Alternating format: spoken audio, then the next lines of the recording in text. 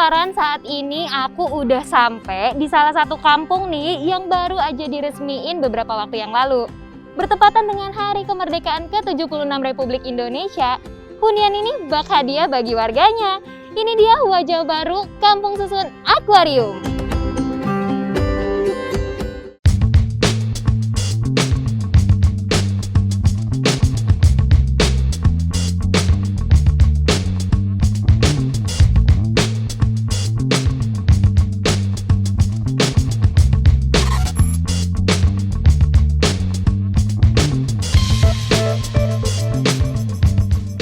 Nah, sekarang aku lagi ada di depan bangunan nih, Blok B dan Blok D. Memang untuk saat ini baru ada 2 bangunan nih yang siap untuk dihuni oleh para warga.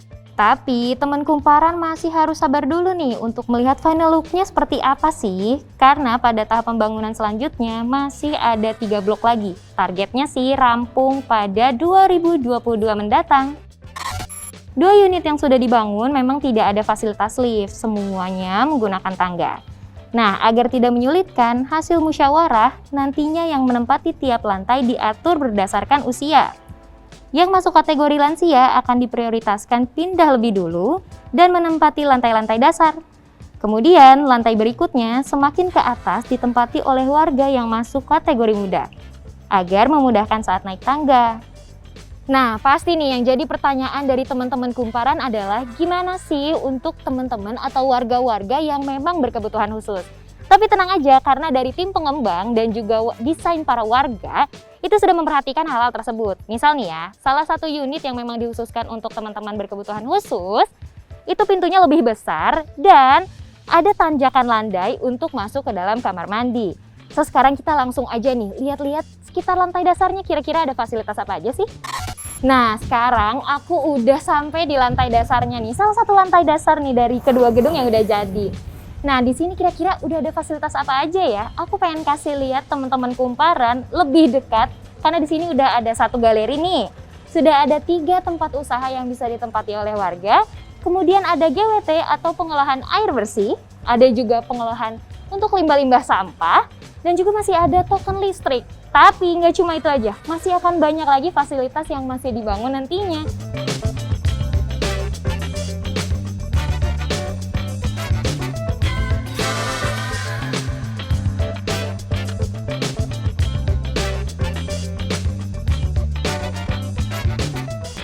Sekarang kita mau lihat-lihat dulu lantai atas kali ya. Kira-kira kondisinya seperti apa sih? Let's go!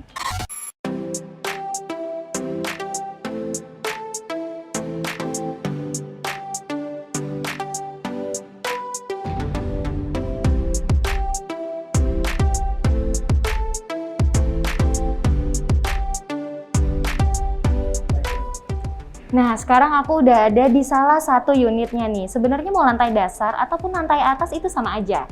Karena memang tipe rumahnya ini tipe 36. Nah, sekarang kita langsung masuk, kita lihat di dalam udah ada apa aja sih. Nah, ini dia. Ruangan pertama yang bisa kita lihat nih setelah masuk itu adalah ini. Ini adalah ruang keluarga yang nantinya akan ditempati oleh para warga untuk bercengkrama atau beristirahat dengan keluarganya gitu. Sekarang next, kita langsung masuk lagi karena masih ada 1 ruangan lagi. Nah, ini adalah ruang kamarnya. Memang dari tipe 36 ini akan hanya ada 1 kamar. Nah, di dalam kamar ini kebetulan memang sudah ada beberapa warga yang memindahkan barangnya ya sedikit-sedikit. Jadi sudah ada kasur di sini, tapi bisa dilihat di ujung sana itu ada jendela atau ventilasi untuk pencahayaan dan juga sirkulasi udara di dalam kamar. Sekarang kita keluar lagi. Nah, di sini kalau misalnya teman-teman Kumparan bisa lihat nih, di sini ada pintu. Pintu ini menuju ke arah balkon. Nah, di balkon itu nanti bisa untuk mencuci pakaian atau menjemur pakaian.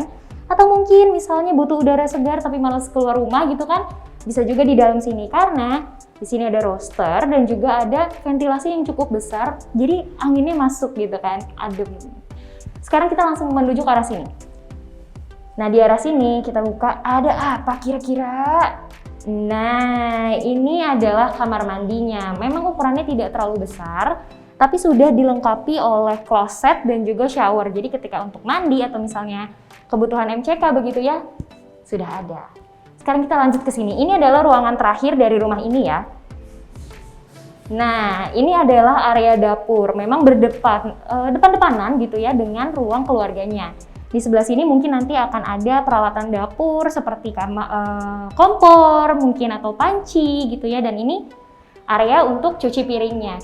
Tidak terlalu besar tapi ruangan-ruangan yang utama yang dibutuhkan oleh warga sudah ada dan fasilitasnya pun sudah ada. Lampu ada, air ada untuk cuci baju dan santai-santai gitu, untuk istirahat pun ada. Terus sekarang kita langsung keliling-keliling keluar lagi aja kali ya. Kita lihat kira-kira di luar ada apa lagi. Yuk!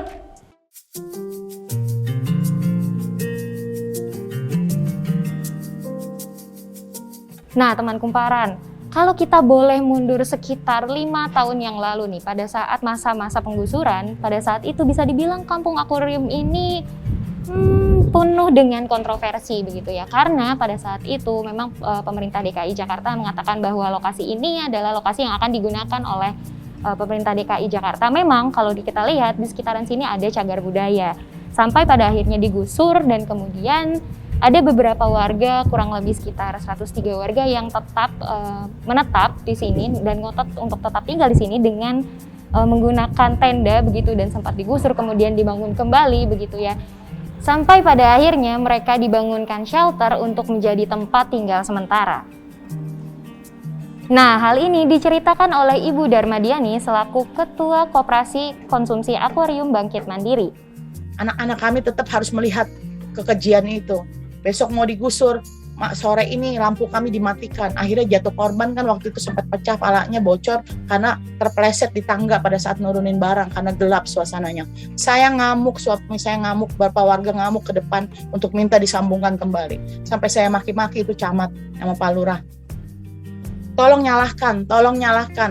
Saya manusia, kami manusia. Tolong perlakukan kami sebagai manusia.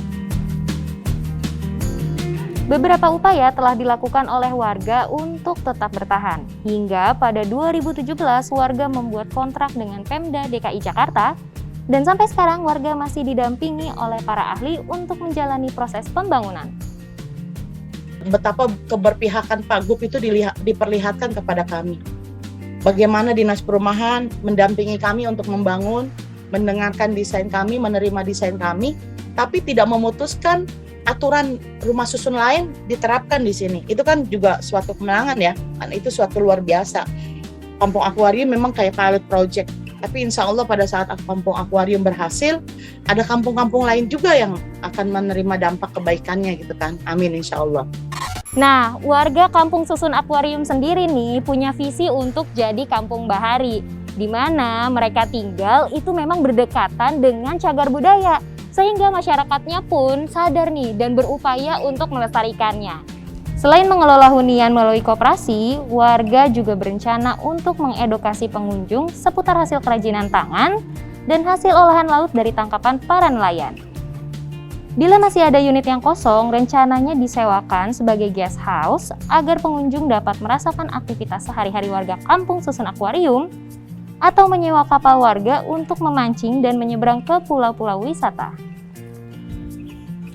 Nah, program tadi itu merupakan salah satu upaya warga untuk mempromosikan wisata di sekitar dan juga meningkatkan ekonomi dari warga, terutama nih setelah semua pembangunan selesai dan warga bisa pindah semua ke sini.